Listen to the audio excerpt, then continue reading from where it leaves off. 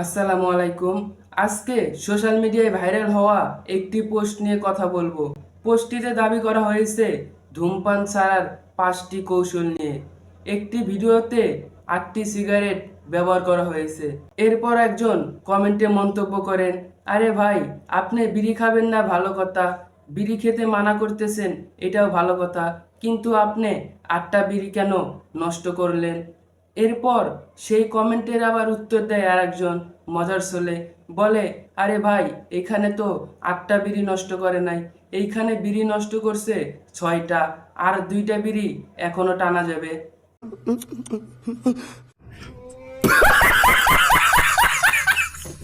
এই মন্তব্যগুলো সঙ্গে সঙ্গে ভাইরাল হয়ে যায় এবং হাজার হাজার মানুষ হাস্যকর হিসাবে শেয়ার করতে থাকেন। তবে মনে রাখতে হবে, ধূমপান স্বাস্থ্যের জন্য ক্ষতিকর। এটি কিন্তু একটু মূলত মজার পোস্ট।